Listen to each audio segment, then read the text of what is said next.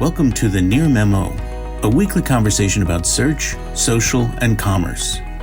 What happened, why it matters, and the implications for local. Welcome back to the Near Memo. I think this is episode 75. Or 76. We'll figure it out after the session's over. I'm pretty sure it's 75. It's a momentous. Okay. It's a momentous. It is momentous. Our what is the 75th anniversary? You've got silver, gold. Is it diamond? Diamond? Mm-hmm. Yeah, maybe. Might be. All right, this is our diamond.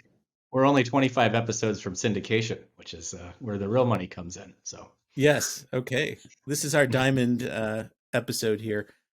So this is where we talk about what happened in this week in search, social, and commerce, all through our collective local lens and filter. And we're going to start off today. We're going to talk about Instagram and Facebook, Google shutting down reproductive health care reviews, and also the prevalence of local packs in commerce searches. We're going to start off with David and then go to Mike, and we'll end with me. So David, take it away.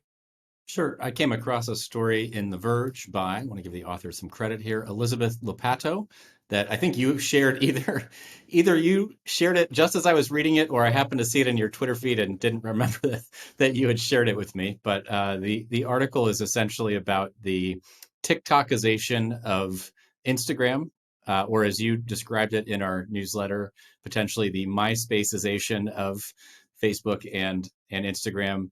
The gist of those are two slightly different points, which we can get to, which we will get to. But the gist of the piece was just that the sort of evolution of Instagram away from a sort of more intimate social app where you sort of saw what your friends were up to and occasionally saw the cat photos that you had expressed a given interest in, into something that is much more sort of influencer driven, algorithmically driven, and in particular video driven through things like stories and reels, I guess is what Elizabeth mentioned. And the gist of it, I think, was she was expressing frustration about this, the way that Instagram has evolved in particular. And it strikes me that this is part of the same sort of theme that we've discussed here over the last couple of weeks.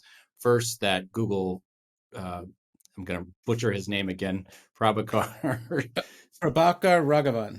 Raghavan. Thank you, Greg.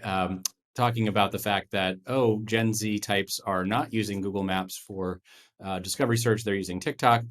Then last week, Instagram coming out with its own sort of visual interpretation of the map interface. And now sort of this frustration by I think more than just Elizabeth, with the sort of devolution of Instagram and the splitting of Facebook's feed as part of the same piece, where you have this younger generation that it feels like the big tech product managers and product officers are steering their products to, in the case of sort of the TikTokization.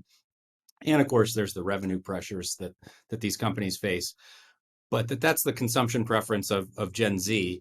And that the digital consumption preferences of older generations, including the ones that all three of us are part of, may not be for that same type of sort of, video type of interface, or in the case of Google, these sort of very rich results.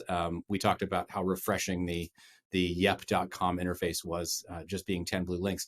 So it strikes me that however you feel about the pollution of Instagram or the devolution of Facebook, that there may actually be very different preferences across generations, and that the smarter play for these tech companies might be actually to bifurcate their products into multiple apps, or at least allow for different experiences of these products depending on what the user's preferences are.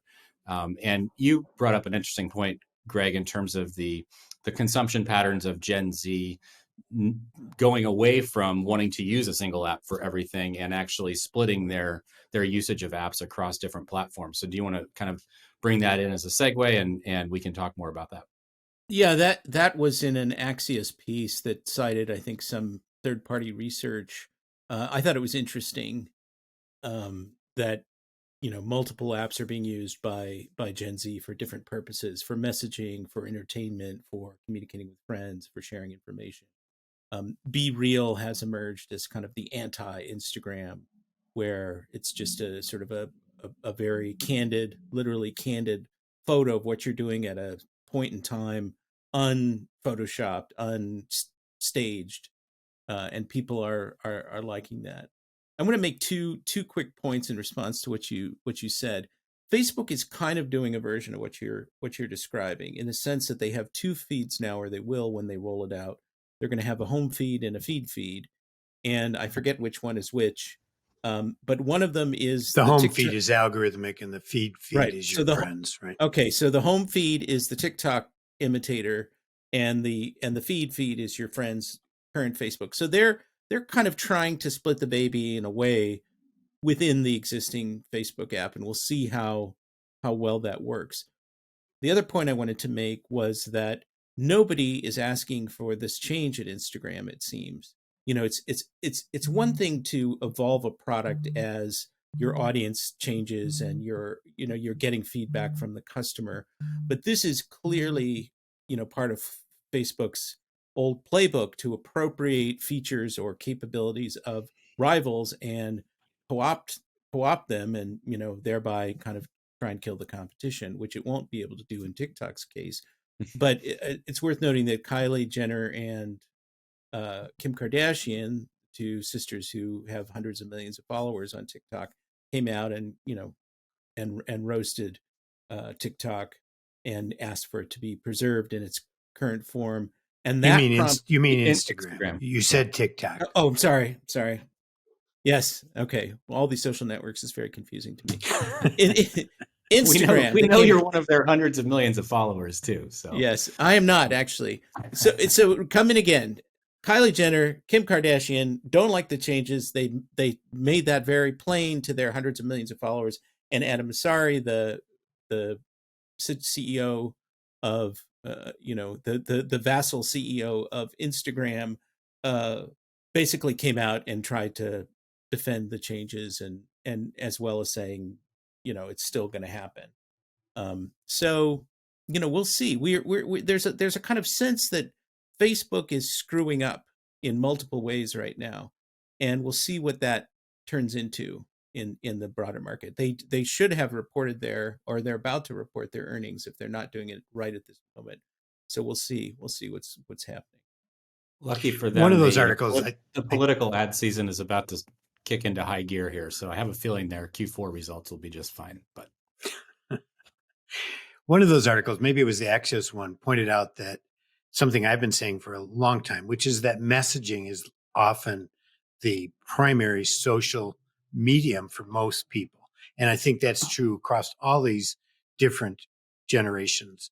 But I think it's particularly true with younger ones. But it's been true for me for a long time. I've never used Facebook to communicate. I've always used it's now either iMessage or Slack as my primary way of interacting with people I hold dear, either in a business sense or in a personal sense. And that it's something we didn't talk about here and speaks to David's point about how the bifurcation may make more sense, leaving Instagram as a photo tool, leaving Facebook as a friend's social tool, whatever, and then creating a more direct TikTok competitor for those that want it. But you can never count the hegemon out of the game, right? They can always, maybe Google with Google, but they can always screw up, like Google with Google Plus.